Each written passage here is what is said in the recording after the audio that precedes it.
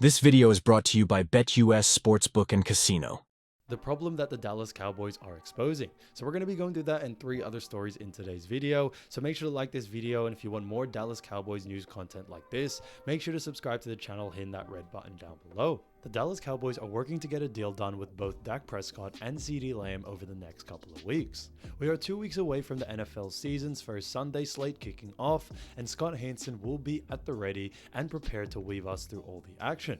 When that moment comes, we will have to wait a bit to see the Dallas Cowboys, as they do not have to play until the afternoon in week 1.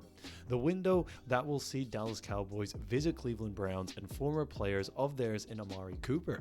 Needless to say, the game will be fun and interesting, and everything we love week 1 to be.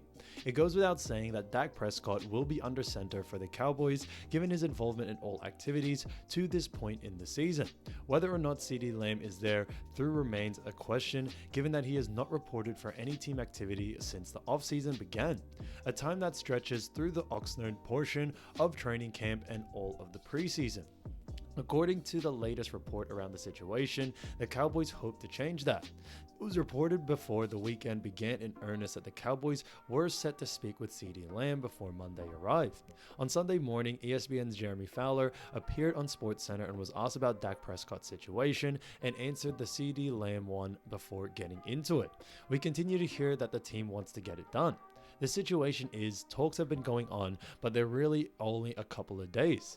The stage is set for Dallas to place the urgency on CeeDee Lamb, the wide receiver. To get that deal done, it's going to cost them well above $30 million per year.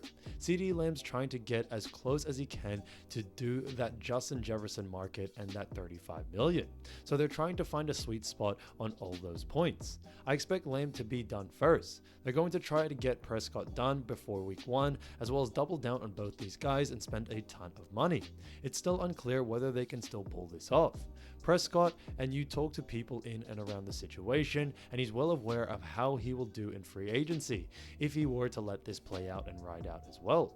Put up a huge QBR and then be here in March for his $60 million a year. Whatever it's going to cost. It's going to cost a lot. I don't think both sides want that. They want to try to shake this out with a deal, but it's going to take a legwork over the next 2 weeks, they said. Words like they want and try and expect have been said by Nozem since the offseason first began for the team. We're about 3 months in and removed from the Justin Jefferson deal, reference getting done in the first place, and while it was unfortunate that Dallas did not beat that deal getting done, more than enough time has passed for them to figure this thing out. The same could be said for Prescott, obviously, that the Cowboys have an overwhelming tendency to let their most important contracts reach a boiling point in undeniable at this point as well. CeeDee Lamb remains a holdout as he has been throughout the course of training camp, but I do sense that there is some optimism in Dallas that they could be coming to an end soon. The sides have communicated a lot over the past 10 days. Everyone involved knows where the other stands in terms of what's going to take to get this done.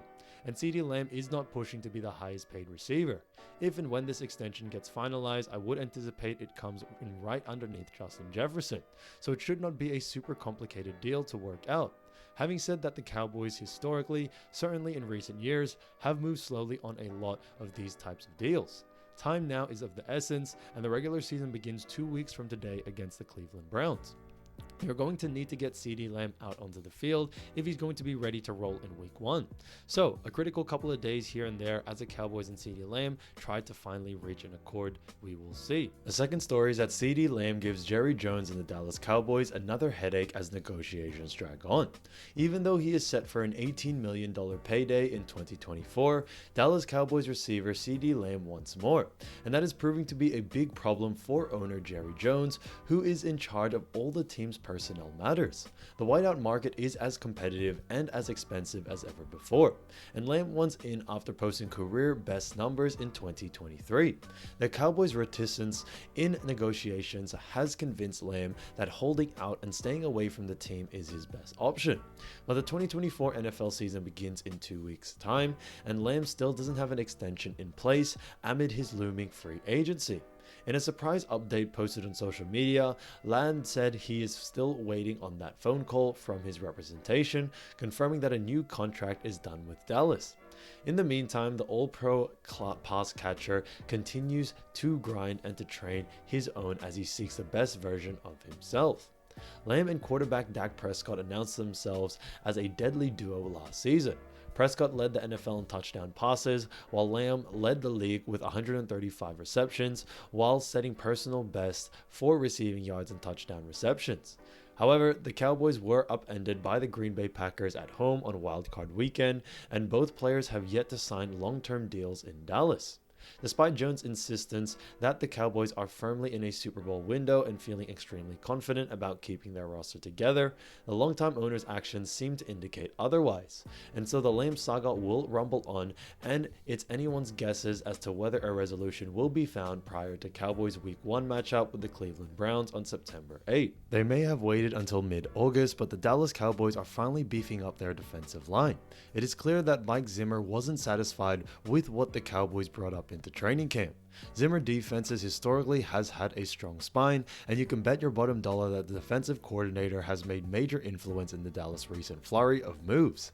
In the past 7 days, they've added edge rusher Carl Lawson, who fills a huge hole in the wake of Sam Williams' season-ending injury.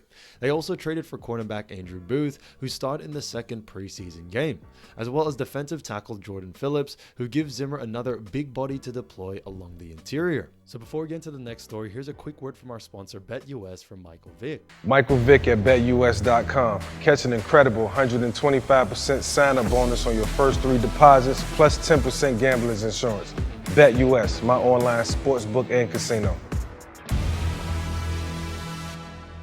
Phillips said he will play the 3 tech position, where he has experience in Zimmer's defense under some of Zimmer's proteges. That meant the Cowboys still had to find another nose tackle to deploy alongside Mazi Smith. It did not take long for Zimmer to find his guy. In a move that Cowboys fans have manifested for months, the team reportedly signed veteran defensive tackle Linval Joseph, who played under Zimmer with the Vikings. Longtime NFL insider Josina Anderson was the first to break the news. Joseph signed a 1-year deal worth $2.5 million guaranteed. The 35-year-old is a towering presence at 6'4" and 329 pounds. He was actually teammates with Phillips in Buffalo last season, so Dallas' newest additions have experience playing together.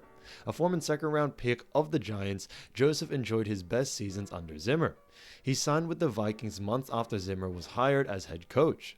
Joseph made consecutive Pro Bowls in 2016 and 2017 when he posted a combined 7.5 sacks, 27 QB hits, and 3 forced fumbles. Now 35-year-old Joseph isn't going to blow up running plays by himself at a high rate anymore. However, he can still do a job occupying blocks and plugging gaps, which is exactly what Zimmer needed to execute his defense. An added bonus is that Joseph can be a good mentor for Mazi Smith. They waited until the last minute, but the Cowboys deserve credit for transforming their interior defensive line. Nobody's saying they have a good IDL group, but Osa, Smith, and also Jordan Phillips and Joseph should be more than enough to get given the talent at any other position. With Joseph coming off to beef up with the NT position, the Cowboys roster doesn't have many questions marked left, with Week 1 right around the corner. So thanks again to BetUS for sponsoring today's video. Thanks so much for watching, and I'll see you guys soon. Bye.